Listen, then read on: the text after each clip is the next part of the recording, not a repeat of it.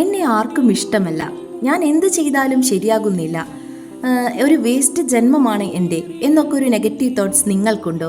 എങ്കിൽ നിങ്ങൾ മനസ്സിലാക്കൂ, നീ ആർക്കു വേണ്ടിയുമല്ല ഈ ഭൂമിയിൽ ജന്മമെടുത്തത്. ഈ പ്രപഞ്ചത്തിന് അതിൻ്റെ പൂർണ്ണത കൈവരിക്കാൻ നിന്നെ ആവശ്യമായിരുന്നു.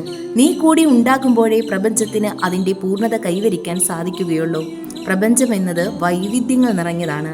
അതുകൊണ്ട് തന്നെ നിനക്ക് മറ്റൊരാളെ പോലെയാകാൻ ഒരിക്കലും സാധ്യമല്ല. നമ്മുടെ 5 വിരലുകളുടെ കാര്യം തന്നെ നോക്കാം. 5 വിരലുകളും വ്യത്യസ്ത വലിപ്പത്തിലും വ്യത്യസ്ത ആകൃതിയിലുമാണ്. എന്നാൽ ഓരോ വിരലുകളും പറയുകയാണ്, ഞാനാണ് നിന്നേക്കാൾ വലിയവൻ. അല്ലെങ്കിൽ തമ്പുവിരൽ പറയുന്നു, ഞാനാണ് തടിച്ചവൻ. മോതിരവിരൽ പറയുന്നു, ഞാനാണ് പണക്കാരൻ എന്നൊക്കെ. എന്നാൽ ഒരു വിരൽ നഷ്ടപ്പെട്ടാൽ മറ്റു വിരലുകളുടെ കാര്യക്ഷമത കുറയും. അത് മൊത്തം ശരീരത്തെ അത് ബാധിക്കും. കയ്യിൻ്റെ പൂർണ്ണത നഷ്ടപ്പെടുകയും ചെയ്യും. അതുപോലെ ഈ പ്രപഞ്ചത്തിലെ ഓരോ വിരലുകളുമാണ് നാം. ഒരാൾ നഷ്ടപ്പെടുമ്പോൾ അല്ലെങ്കിൽ നീ നഷ്ടപ്പെടുമ്പോൾ മറ്റു വിരലുകളുടെ പൂർണ്ണത നഷ്ടപ്പെടുന്നു.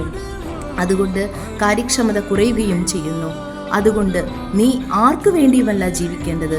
നിന്നിലെ ശ്വാസം ഉറങ്ങുമ്പോഴും ഉണരുമ്പോഴും നിലനിർത്തി നിന്നെ സംരക്ഷിക്കുന്ന ഒരു ശക്തി നിന്നിലുണ്ട്. കാലമാണ് നിന്നെ പൂർണ്ണനാക്കിയത്. അതുകൊണ്ട് ആര് നിന്റെ കൂടെ ഇല്ലെങ്കിലും ഈ പ്രപഞ്ചം നിന്റെ കൂടെയുണ്ട്. പിന്നെ എന്തിനു നീ പേടിക്കണം? നീ ആർക്ക് വേണ്ടി ജീവിക്കണം? നീ ധൈര്യമായി മുന്നോട്ട് പോകുക. നിന്നെ ആർക്ക് വേണ്ടെങ്കിലും എല്ലാവരെക്കാളും ശക്തിയുള്ള ഈ പ്രപഞ്ചം, അതിന് നിന്നെ ആവശ്യം.